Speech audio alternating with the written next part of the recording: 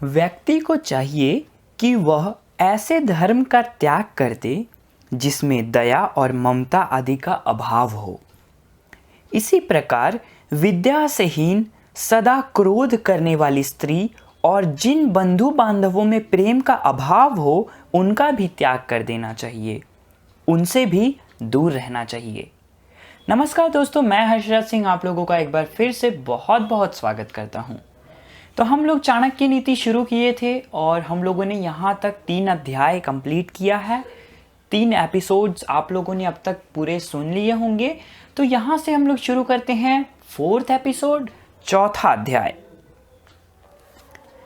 जीव जब माँ के गर्भ में आता है तभी उसकी आयु, कर्म, धन, विद्या और मृत्यु, फिर से सुनिएगा, आयु यानी उसकी उम्र, कर्म, धन, विद्या और मृत्यु, यह 5 बातें निश्चित हो जाती हैं। मतलब एक छोटा बच्चा जब माँ के पेट में होता है, चाहे वो इंसान हो, जानवर हो, कोई भी हो, जब एक बच्चा माँ के गर्भ में होता है उसी टाइम उसका ये जो 5 चीज़ें हैं वो निश्चय हो जाती है।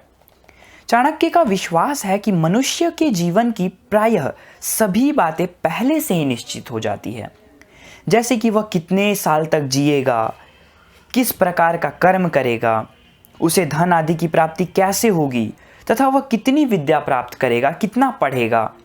साथ ही उन्होंने कर्म अर्थात पुरुषार्थ को कहीं नकारा भी नहीं है। कारण स्पष्ट है, इन सबके मूल के कर्म ही तो है, जिसे प्रारब्ध कहते हैं। माना जाता है कि उसी के अनुसार जीव को शरीर की प्राप्ति होती है, वह भी हमारे कर्मों का ही परिणाम है। शास्त्रों में कहा गया है कि व्यक्ति का प्रथम कर्तव्य कर्म करना है, अतः वह अपनी विद्या और बुद्धि के अनुरूप श्रेष्ठ कर्म करता रहे। देखने में आता है कि संकल्प पूर्वक किए गए कर्म से इन सब में भी परिवर्तन किया जा सकता है। आगे कहते हैं कि पुत्र, मित्र और बंधु बांधव साधु लोगों से विमुख हो जाते हैं, क्योंकि उन्हें ऐसे लोगों का आचरण मूर्खतापूर्ण लगता है। परंतु जो लोग साधुओं के अनुसार अपना जीवन बिताते हैं, उनका संग करते हैं, उनके अनुकूल आचरण करते हैं, उनके इस कार्य से जो पुण्य प्राप्त होता है उससे सारा वंश परिवार कृत्य हो जाता है। जैसे मछली अपने बच्चों को देखकर, मादा कछुआ ध्यान देखभाल से और मादा पक्षी स्पर्श से अपने बच्चों का लालन पालन करते हैं, उसी प्रकार सज्जनों की संगति भी दर्शन, ध्यान और स्पर्श द्वारा संसर्ग में आए व्यक्ति का पालन करती है। आचार्य ने इस श्लोक द्वारा सज्जनों के अत्यंत सूक्ष्म प्रभाव की ओर संकेत किया है। मान्यता है कि मछली अपनी दृष्टि से, मादा कछुआ ध्यान से तथा पक्षी स्पर्श से अपनी संतान का लालन पोषण करते हैं। सज्जन भी दर्शन, ध्यान और स्पर्श से अपने आश्रितों को सुरक्षा प्रदान करते हैं और विकास में सहयोगी होते हैं। सज्जनों के दर्शन से आत्मबल में वृद्धि होती है और संकल्प दृढ़ होता है। यदि उनका ध्यान किया जाए और यदि उनके चरणों का स्पर्श कर उनका आशीर्वाद प्राप्त किया जाए तो सफलता, उन्नति और विकास सहज हो जाता है। जब तक यह शरीर स्वस्थ तथा निरोग है और जब तक मृत्यु नहीं आती, तब तक व्यक्ति को अपने कल्याण के लिए धर्मयुक्त आचरण अर्थात पुण्य कर्म करने चाहिए, क्योंकि करने कराने का संबंध तो जीवन के साथ ही है। जब मृत्यु हो जाएगी उस समय वह कुछ भी करने में असमर्थ हो जाएगा, अर्थात कुछ भी नहीं कर सकेगा। किसी को इस बात का ज्ञान नहीं है कि मनुष्य का शरीर कब रोगों से घिर जाए, कब वो बीमार हो जाए।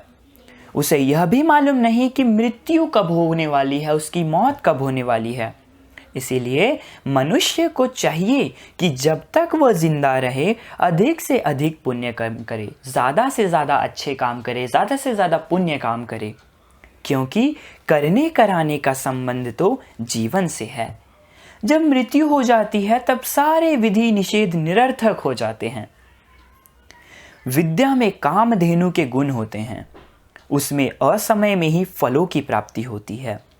विदेश में विद्या ही माता के समान रक्षा और कल्याण करती है, इसीलिए विद्या को गुप्त धन कहा गया है। गुप्त धन वह होता है जिससे मनुष्य संकट के समय, जब वो परेशान होता है, जब वो किसी प्रॉब्लम में होता है, तो उस समय उसका जो फायदा उठाता है, उसका जो लाभ उठाता है, उसको कहा जाता है गुप्त संकट, गुप्त धन। इसीलिए चाणक्य ने विद्या को गुप्त धन बताया है। विद्या एक ऐसी चीज है जिसका प्रयोग, जिसका इस्तेमाल आप अपने प्रॉब्लम्स को सुलझाने के लिए कर सकते हो। और उसकी उपमा कामधेनु से की है। कामधेनु उसे कहा जाता है जिससे मनुष्य की सभी इच्छाएं पूर्ण होती है। उससे उस समय भी फलों की प्राप्ति होती है जब देश काल के अनुसार फल प्राप्ति संभव न हो। विद्या के कारण ही विदेश में व्यक्ति का सम्मान होता है। माता जिस प्रकार बच्चे की रक्षा करती है, उसी प्रकार विदेश में विद्या से व्यक्ति की हर प्रकार से रक्षा होती है और सुख प्राप्त होते हैं। नीति वाक्य भी है, विद्वान सर्वत्र पूज्यते। मतलब विद्वान, जो पढ़ा लिखा है, जो शिक्षित है, वो हर जगह पूजा जाएगा। इसीलिए शिक्षा का एक बहुत ही बड़ा अहमियत अपने जीवन में है।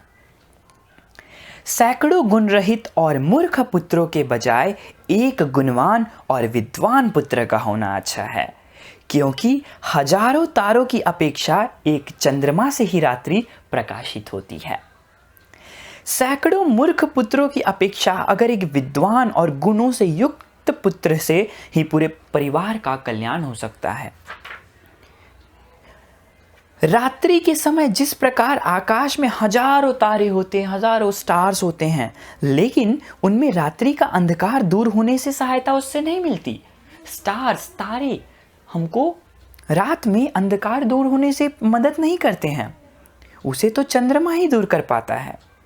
आचार्य की दृष्टि में संख्या नहीं, गुण महत्वपूर्ण है, क्वांटिटी नहीं, क्वालिटी। दीर्घ आयु वाले मूर्ख पुत्र की अपेक्षा पैदा होते ही मर जाने वाला पुत्र अधिक श्रेष्ठ होता है, क्योंकि पैदा होते ही मर जाने वाला पुत्र थोड़े समय के लिए ही दुख का कारण होता है, जबकि लंबी आयु वाला मूर्ख पुत्र मृत्यु पर्यंत दुख देता रहता है। संतान से माता पिता की उम्मीदें जुड़ी होती है। आप भी किसी के बेटे हैं, आप भी किसी की बेटियां हैं। आपसे भी, आपके फैमिली को, आपके माता पिता को आपसे कुछ एक्सपेक्टेशंस है। वो चाहते हैं कि आप कुछ करें, आपसे उनकी उम्मीदें जुड़ी हुई है, आपके पेरेंट्स के, आपके माता पिता की। जब जन्मते ही संतान की मृत्यु हो जाए, मतलब मान लीजिए कोई बच्चा है, वो पैदा होते ही उसकी मृत्यु हो जाती है, पैदा होते ही वो मर जाता है, तो माता पिता निराशा के अंधकार में डूब जाते हैं। भविष्य में इस मृत संतान को लेकर कोई सुख दुख की उम्मीद नहीं रहती है, जबकि मूर्ख जीवित पुत्र नित्य प्रति अपने माता पिता की आशा के टुकड़े टुकड़े करता रहता है। इस दुख से पहला दुख ज़्यादा ठीक है, यानी कि एक पुत्र, एक बेटा अगर जन्म लेते ही मर जाए तो वो थोड़ी देर के लिए कष्ट देता है, माता पिता को थोड़ी देर के लिए हर्ट करता है।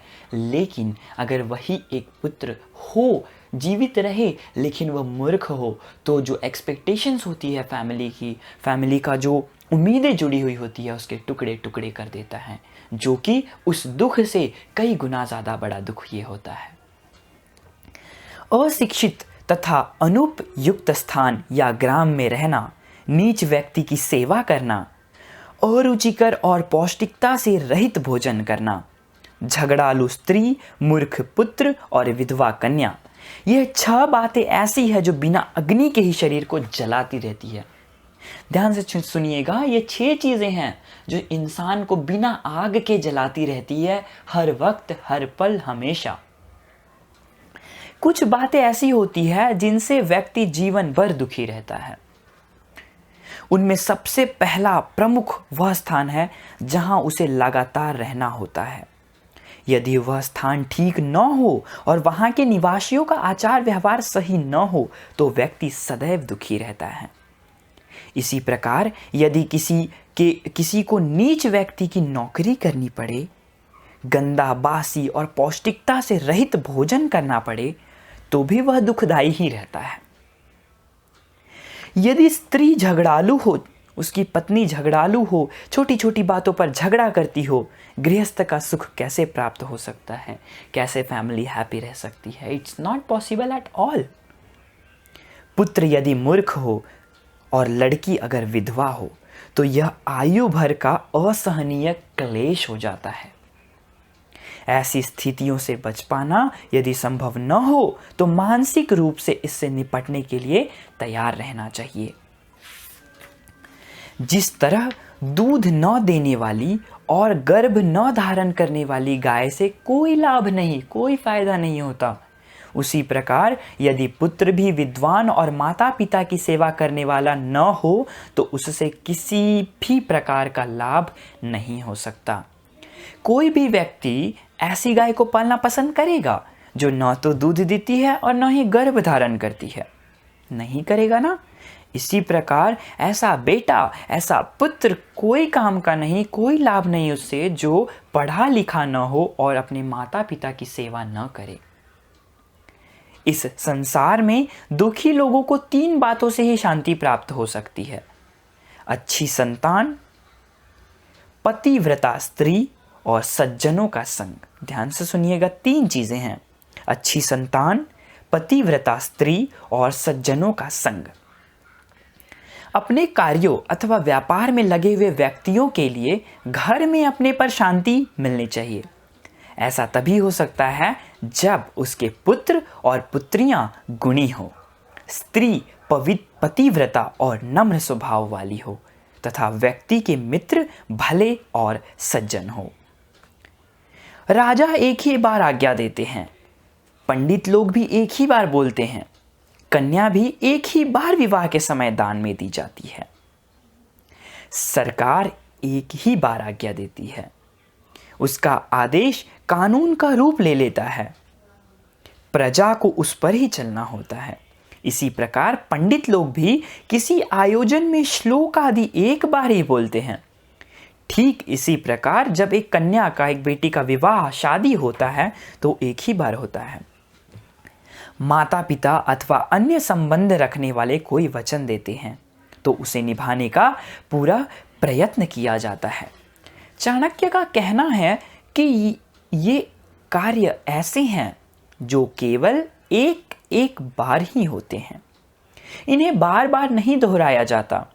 इनके संबंध में बार बार निश्चय बदलने से बात हल्की पड़ जाती है और उसका प्रभाव कम हो जाता है। हानि और समाज में अपयश दोनों प्राप्त होते हैं। तप अथवा किसी प्रकार की साधना का कार्य एक अकेला व्यक्ति ही अच्छा करता है। यदि 2 छात्र मिलकर पढ़ें तो अध्ययन अच्छा होता है और गाने के लिए यदि 3 व्यक्ति मिलकर अभ्यास करते हैं तो अच्छा रहता है। इसी प्रकार यदि यात्रा आदि पर जाना हो तो कम से कम 4 व्यक्तियों को जाना चाहिए। खेती आदि कार्य ठीक प्रकार से चलाने के लिए 5 व्यक्तियों की आवश्यकता होती है, जबकि युद्ध में यह संख्या जितनी हो उतना अच्छा है। चाणक्य यहाँ कहते हैं कि तप मतलब कि साधना व्यक्ति को अकेले ही करना चाहिए। कभी भी अगर आप साधना करते हैं, मेडिटेट करते हैं, तो ये सारी चीज़ें आपको अकेले करनी चाहिए। एक से अधिक होंगे तो उसमें विघ्न पड़ेगा, डिस्ट्रैक्शन होगा। अध्ययन 2 व्यक्तियों के बीच ठीक रहता है क्योंकि दोनों एक दूसरे को कोई बात समझा सकते हैं। जैसे हम लोग ग्रुप स्टडी करते हैं तो हम अगर 2 लोग हैं तो एक चीज़ मुझे नहीं आता तो आप बता सकते हो, कुछ चीज़ें आपको नहीं आती तो मैं बता सकता हूँ। तो जब हम अध्ययन करते हैं, किसी चीज़ का अभ्यास करते हैं, तो उस समय 2 लोग रह सकते हैं। गाने के अभ्यास के लिए 3 लोगों का होना इसीलिए आवश्यक है क्योंकि उनमें से जब एक जब अभ्यास करता है तो दोनों सुनने वाले अपने प्रतिक्रिया जाहिर कर सकते हैं।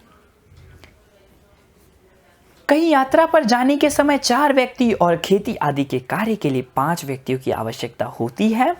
युद्ध ऐसा कार्य है जिसमें जितनी अधिक संख्या हो, जितने ज़्यादा लोग हो, उतना ही अच्छा होता है और उतना ही जीतने के चांसेस बढ़ते हैं।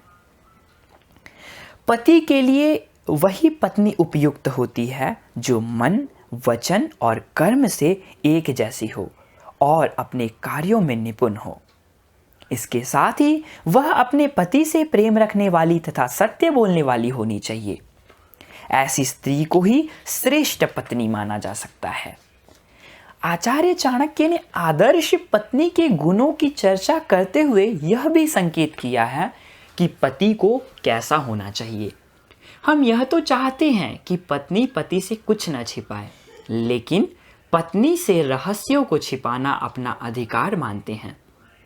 घर को संभालने का कार्य पत्नी कुशलता से करे और पत्नी पति से प्रेम करती है और पति।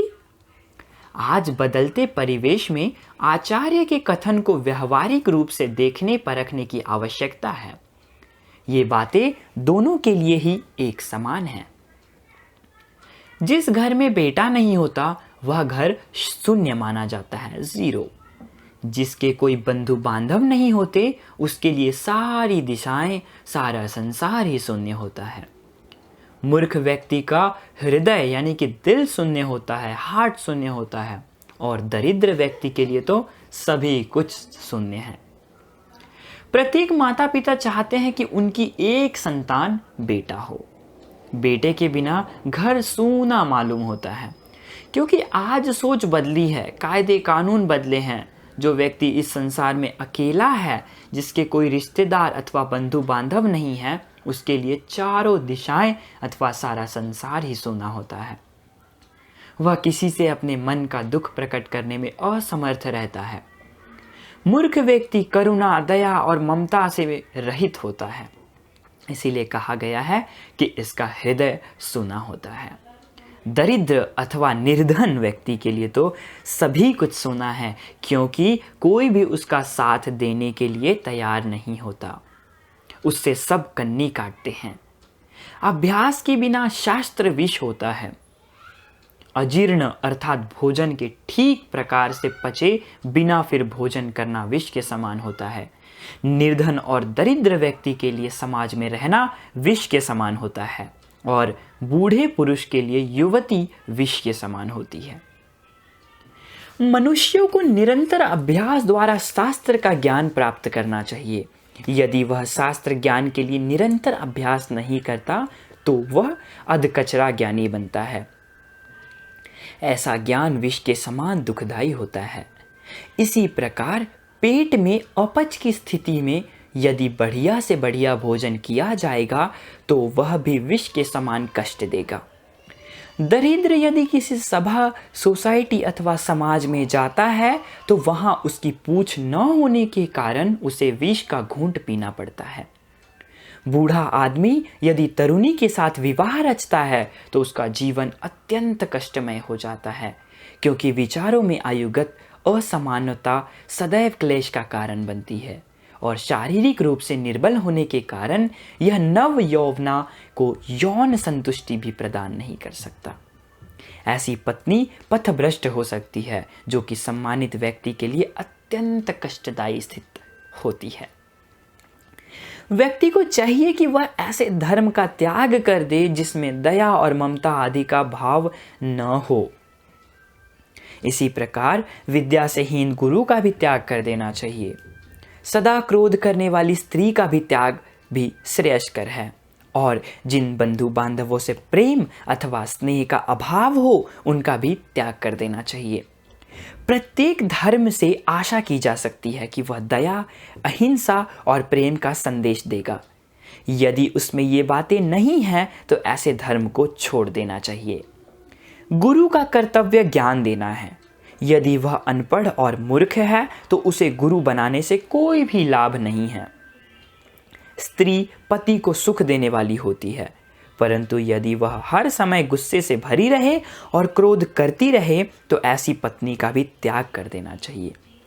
रिश्तेदार, भाई बंधु व्यक्ति के दुख में काम आते हैं, परंतु यदि उनमें स्नेह और प्रेम का अभाव है तो ऐसे भाई बंधुओं का लाभ नहीं होता। उन्हें त्यागना ही हितकर है। त्याग भी तभी संभव है जब उसकी सही दिशा दशा का ज्ञान हो। जो मनुष्य अधिक पैदल चलता है अथवा यात्रा में रहता है वह जल्दी बूढ़ा हो जाता है। यदि घोड़ों को हर समय बांधकर रखा जाएगा तो वो भी उतने ही जल्दी बूढ़े हो जाते हैं। स्त्रियों से यदि संभोग न किया जाए तो वे जल्दी बूढ़ी हो जाती हैं। इसी प्रकार मनुष्य के कपड़े धूप के कारण जल्दी फट जाते हैं, अर्थात धूप उन्हें जल्दी बूढ़ा कर देती है। जो लोग हमेशा यात्रा में रहते हैं वे नियमित न रहने के कारण जल्दी बुढ़ापे का शिकार हो जाते हैं।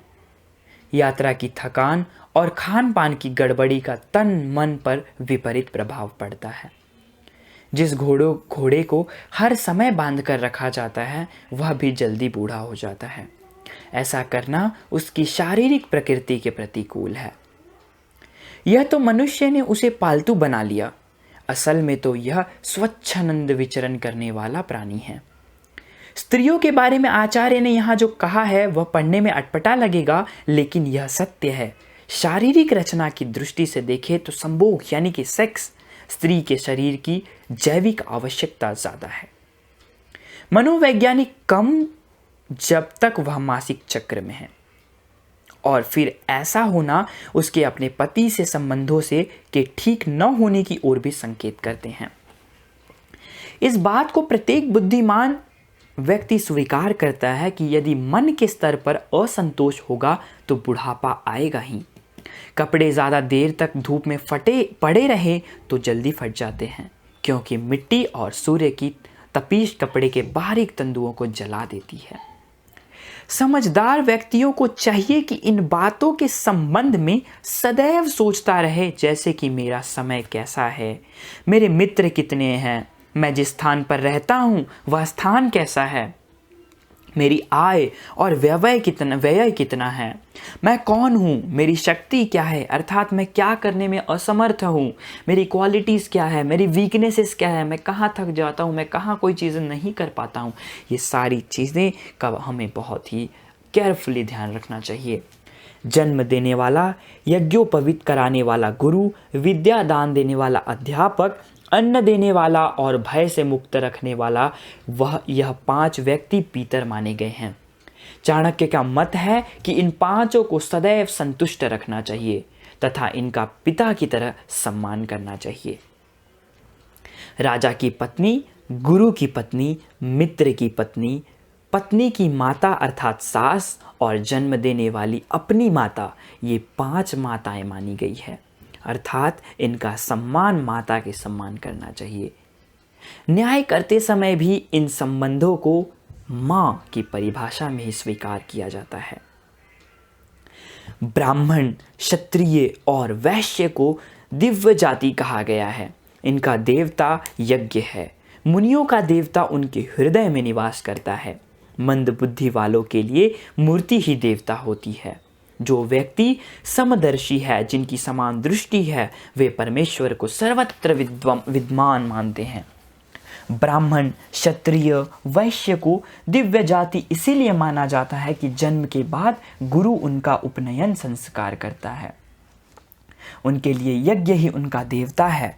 मुनियों के हृदय में देवताओं का निवास होता है, क्योंकि वह सदैव उनका मनन चिंतन करते रहते हैं। मूर्ति पूजा को यहाँ साधना के प्रारंभिक चरण के लिए आवश्यक माना गया है। जैसे वर्णमाला के माध्यम से फल फूल आदि का ज्ञान विद्यार्थियों को कराया जाता है। जो संसार का रहस्य जानते हैं उनके लिए ईश्वर सर्वव्यापक हैं। वे संसार के कण कण में उसे देखते हैं। उम्मीद करता हूँ इस चौथे अध्याय से, इस 4th एपिसोड से आपको काफ़ी सारी चीज़ें सीखने मिली होंगी और मिली ही है। मैंने कुछ जगहों पर कोशिश किया है कि मैं आपको थोड़ा सा इजी लैंग्वेज में एक्सप्लेन करके बता सकूं। मैंने बताया भी, मैंने पूरी कोशिश की है और उम्मीद करता हूं कि आपको मज़ा आया है। आप अपने फीडबैक्स, सजेशंस को प्लीज़ कमेंट बॉक्स में पोस्ट करते रहिए, जिससे मुझे खुद को इम्प्रूव करने में काफ़ी सहायता मिलती है। तो आपने इतना समय दिया इसके लिए बहुत बहुत धन्यवाद। लेकिन वीडियो एंड करने से पहले अध्याय का सार एक बार हम लोग देख लेते हैं। यानी कि हमने इस पूरा 4th एपिसोड में क्या क्या देखा उसका एक शॉर्ट में रिकैप ले लेते हैं।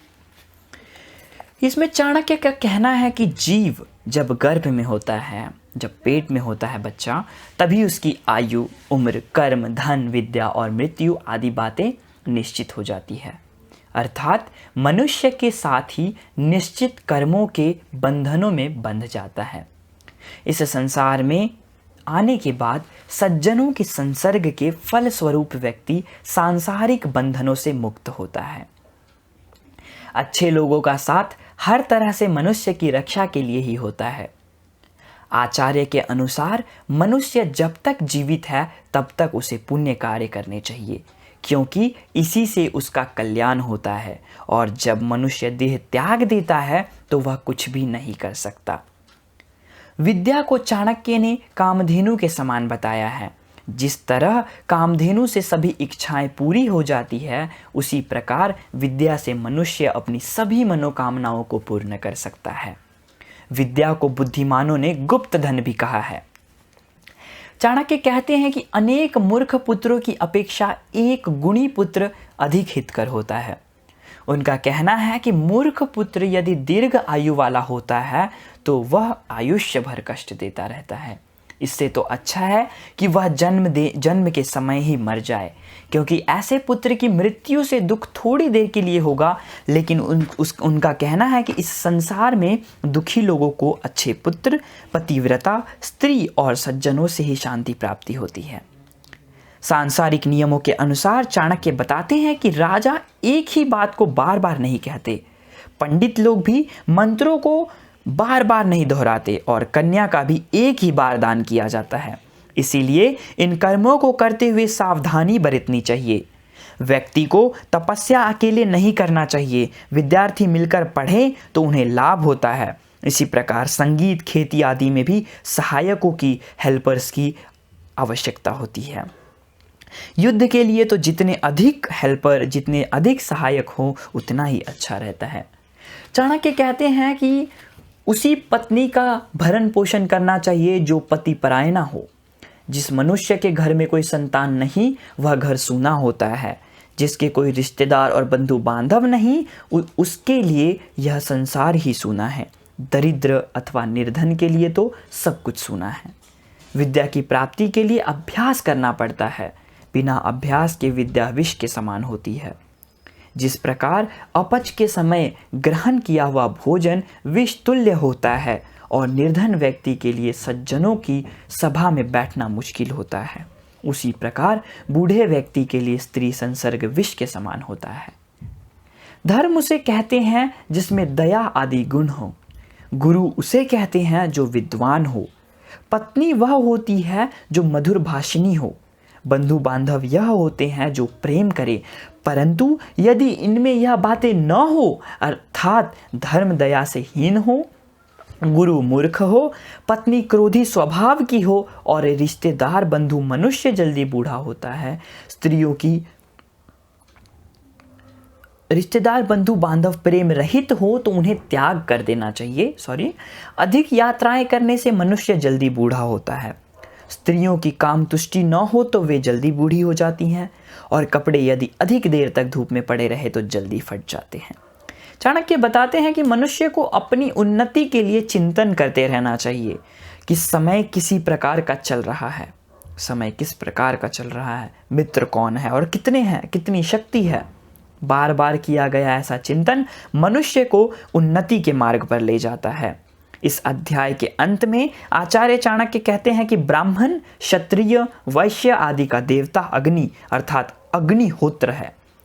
ऋषि मुनियों का देवता उनके हृदय में रहता है। अल्पबुद्धि लोग मूर्ति को अपना देवता मानते हैं, और जो सारे संसार के प्राणियों को एक जैसा मानते हैं उनका देवता सर्वव्यापक और सर्वरूप ईश्वर है।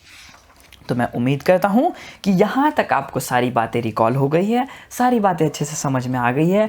आपका फीडबैक और सजेशन प्लीज़ कमेंट कर दीजिएगा। तब तक के लिए आप सुरक्षित रहिए, अपना ख्याल रखिए, और हर्षराज सिंह के साथ जुड़े रहिए। मैं ऐसे ही लाता रहूँगा और भी मज़ेदार बुक्स, जिससे आपको बहुत सारी अच्छी अच्छी चीज़ें सीखने के लिए मिलेंगी।